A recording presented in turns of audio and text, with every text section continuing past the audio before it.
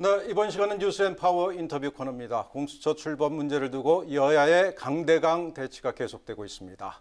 민주당은 공수처법 개정 속도전을 본격화하면서 이번 주가 공수처 연내 출범의 분수령이 될 것으로 보이는데요. 검사 출신이자 국회 법사위에서 활동하고 계신 더불어민주당 송기현 의원과 함께 이야기 나눠보도록 하겠습니다. 어서 오십시오. 네, 안녕하세요. 반갑습니다. 네. 여야 원내대표가 국회의장 주재로 열리는 회동에서 공수처 추천위 재가동에 합의했습니다. 이번에는 최종 2인 결론이 날 수 있을까요? 의원님께서는 어떻게 전망하십니까? 기대는 하지만 또 큰 기대는 하지 않습니다. 왜냐하면 지금까지 국민의힘이 보여준 태도에서 봤을 때는 진정으로 공수처를 출범시키겠다는 의지를 보이지 않았고 어떻게든지 공수처 출범을 지연시키겠다는 태도로 일관해왔거든요. 그래서 이번에 다시 한번 공수처 추천위원회를 가동하자고 했던 것도 공수처 출범을 늦추고자 하는 그런 의지였다고 볼 수밖에 없습니다. 하지만 여야 원내대표 합의로 다시 열기로 했다고 하는 만큼 또 상당히 아주 진지한 또 논의가 있기를 기대하겠습니다. 네, 그럼 추천위에서 지금 인물들 말고 제3의 후보가 나올 가능성이 있습니까? 현재로서는 뭐 가능하지 않을 것 같습니다. 기존에 이미 추천된 분들을 대상으로 해서 심사 작용을 다시 해야 될 것 같은데요. 제가 큰 기대를 하지 않고 있다고 드릴 말씀은 그동안 3번의 회의에서 국민의힘 쪽 추천위원들이 보이신 태도가 심지어 그쪽에서 추천하신 분에 대해서도 찬성표를 던지지 않았다는 보도가 나온 것만큼 정말 진정성이 없다고 생각할 수가 없거든요. 네, 여당이 비토권 무력화 법 개정에 나서겠다면서 경고를 날린 바가 있는데요. 모레 법사위 법안 소위에서 실제로 손보기 작업에 돌입을 하는 겁니까?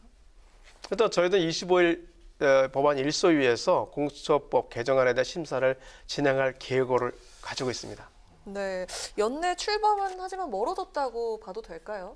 그렇게 생각하지는 않습니다. 어쨌든 25일 법안 1소위에서 하고 12월이나 아니면 이번 정기국회 안에 본회의 때까지 저희들이 전체회의를 하고서 본회의에서 의결을 하면 개정안은 가능하다고 생각하고 있습니다. 그래 거기에 따라서 12월 중으로는 적어도 출범까지는 어렵겠지만 공수처장 후보를 추천한 데까지는 가능하지 않겠는가 하는 기대를 하고 있습니다.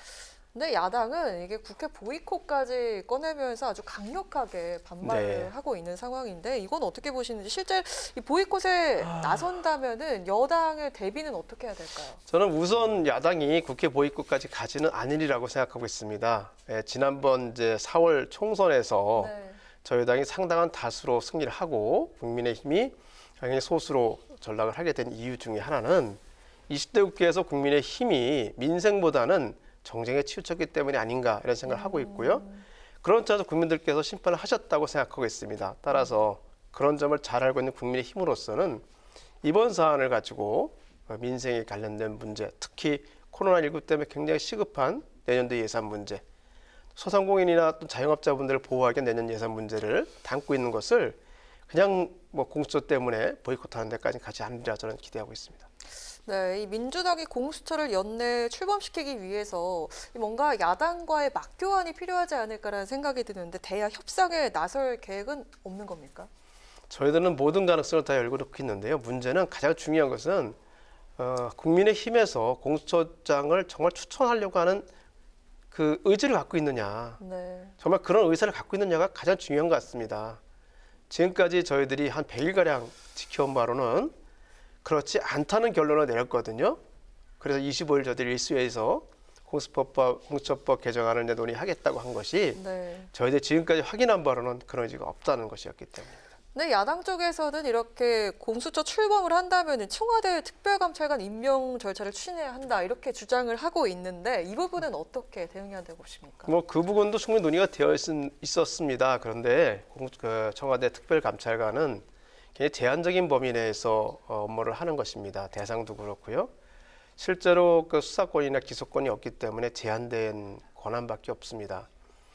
그동안 특별감찰관을 줬을 때 우리가 이루었던 성과를 보더라도 특별감찰관을 지금 주장하는 것도 결국은 공수처를 출범 지연시키겠다 하는 그 전략의 하나다라고 전략이라고 보시는 거예요? 그래서 저는 그 부분은 저희도 충분히 논의를 할 수 있습니다만은 우선 공수처를 출범시키겠다는 의지를 보여주는 것이 가장 중요하다고 생각합니다. 더 강하게 나아가겠다는 말씀이신가요? 강하게 나간다기보다는 공수처 출범은 저희들이 국민들께 드린 약속이기 때문에 그것은 묵묵히 지켜나가겠다 이렇게 말씀을 드려야 될 것 같습니다. 네. 네, 이 뭐 공수처 출범과 전혀 무관한 문제는 아닌데요. 이 추미애 법무부 장관과 윤석열 검찰총장의 갈등, 이제 뭐 돌아올 수 없는 강을 건넌 것 같다는 뭐 그런 저기들이 많습니다. 시각이. 법무부가 이번 주에 그 윤 총장 대면 감찰에 다시 나설 것으로 보이는데요. 우리 이제 검사 출신이시지 않습니까? 어떻게 보고 계십니까, 이 상황을?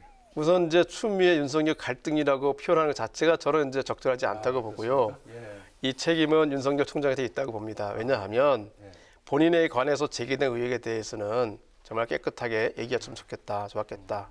특히 무엇보다도 이 문제를 촉발시킨 것은 지난번 국정감사에서 정치를 할 뜻이 있느냐를 물어본 김도 간사의 질문에 대해서 부정하지 않았거든요. 네. 결국 인정한 겁니다. 그럼 이 마당에서는 가장 정치적인 중립성이 요구되는 검찰의 수장으로서는 본인이 정치를 할 뜻이 있다고 하면 그만두는 것이 맞고, 그렇지 않다면 적어도 임기 동안에는 빈말일지언정 나는 정치를 하지 않겠다고 얘기하는 게 맞습니다.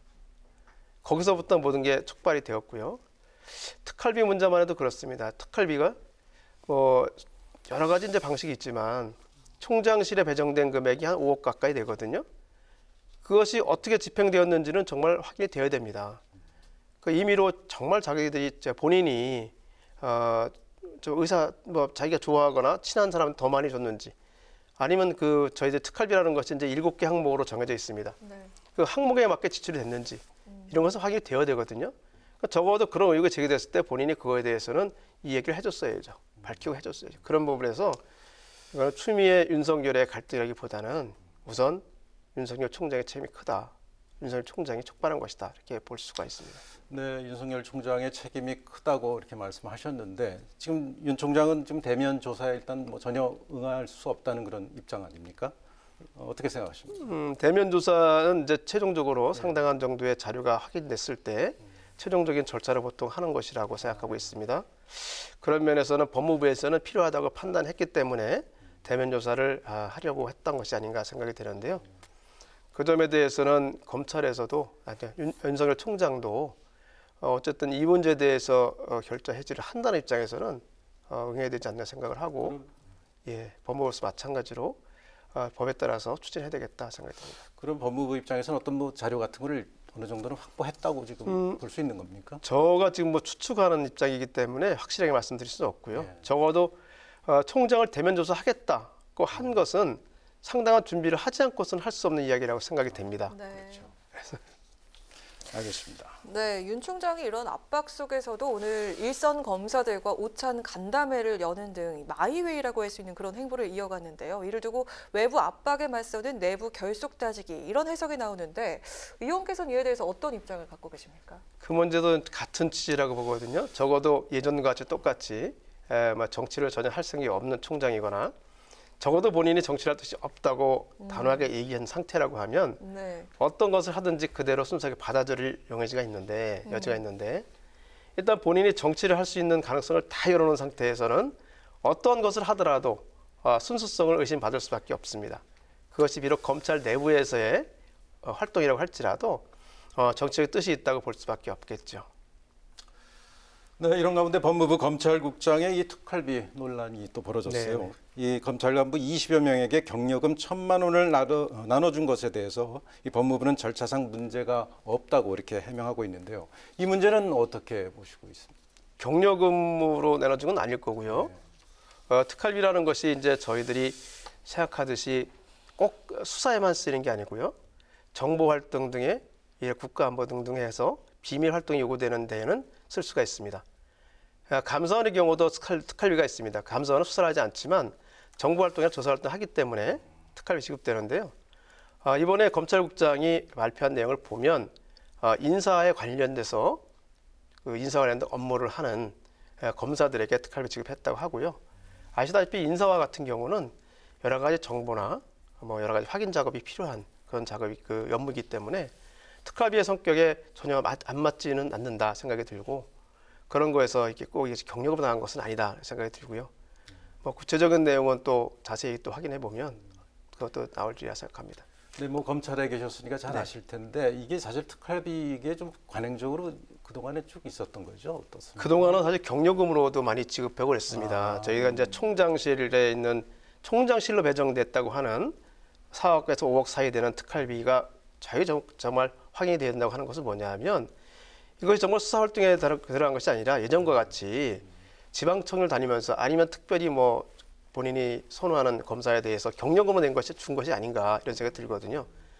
지금은 절대 특활비로 경력금을 줄 수는 없습니다. 아, 그렇습니다. 예. 예.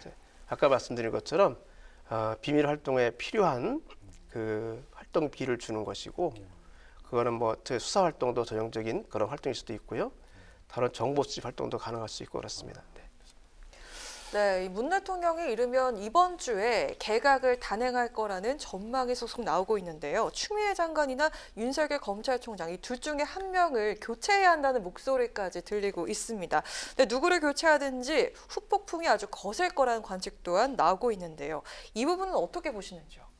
우선 뭐 그 어떤 청와대에서도 발표를 했듯이 결정되거나 그런 것이 아니고 이미 먼저 보도가 나가는 것은 맞지 않다는 얘기를 했고요. 네. 또 어쨌든 인사권자에 관련된 문제를 저희들이 얘기하기 쉽지 않은 문제인데 이 문제에도 마찬가지로 추미애 장관과 윤석열을 똑같이 대등한 걸로 보는 건 맞지 않다는 생각이 듭니다. 왜냐하면 윤석열 총장은 이제 그동안 여러 가지 지난번 이제 묵었던 적폐 사건에 관련된 수사를 충분히 다 했고 그래서 대통령께서 윤석열 총장한테 맡겼던 임무는 상당 정도 이미 수행이 됐기 때문에 어떤 성과를 거둔 상태다 볼 수 있고요. 추미애 장관은 아직까지는 검찰 개혁 문제가 남아있는 것이 아닌가. 추미애 장관을 법무부 장관으로 임명했을 때는 우리 대통령께서는 검찰 개혁을 완수해야 된다는 네. 그런 임무를 주셨기 때문에 아직 검찰 개혁이 완수가 안 된 상태에서 추미애 장관이 교체된다는 것은 조금 적어도 저희 입장에서 볼 때는 성급한 것이 아닌가 하는 생각이 들고요. 어쨌든 이 문제는 또 저가 얘기하기는 적절하지 않은 사안인 것 같습니다. 네. 그럼 추 장관의 교체 가능성이 낮다는 말씀을 하신 어쨌든 건데요. 제가 말씀드리기는 네, 적절하지 않고 말씀하시기도, 네, 지금 부적절한- 상태에서는 네. 저 입장에서 볼 때 제가 본 견해에서는 아직은 이르지 않은가 생각을 하는데요. 역시 인사권자한테 맡겨진 문제니까 제가 말씀드리기 어려울 것 추 같습니다. 장관과 윤석열 검찰총장의 갈등이 점점 격화하고 있는데 이 갈등 어떻게 풀어가야 될까요? 그 해법이 뭐라고 보십니까? 아까 갈등이 뭐좀 네. 어쨌든 저희도 좀 국민들께 좀 송구하고 어떤 면은 민구스럽습니다. 이게 빨리 정리되길 바라는 마음인데요. 우선 윤 총장이 본인에 관련된 문제에 대해서는 법무부의 여러 가지 조치에 대해서 본인이 여태까지 했던 것처럼 담담하게 당당히 이응했으면 좋겠다는 생각이 듭니다. 거기서 실마리가 풀린 것이 아닐까라는 생각이 듭니다. 네, 이 질문도 드려보겠습니다. 이게 조두순 출소를 앞두고 지금 국민 불안감이 커지고 있습니다. 이에 법사위가 이 조두순 방지법을 상정해 일부 법안이 국회를 통과했죠. 이 전자발찌 부착자에 대한 이 관리 감독 강화를 골자로 하는 법안으로 알고 있는데요. 네.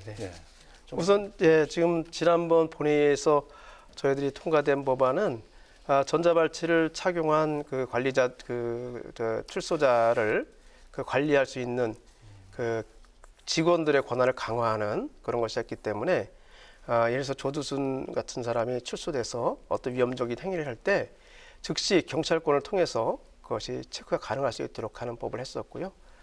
그 외에 이제 여러 가지 국민의힘과 저희 당에서 제출한 여러 가지 법안들이 있습니다. 그것은 저희 아마 일소위에서 심의가 되어야 될 거라고 생각합니다.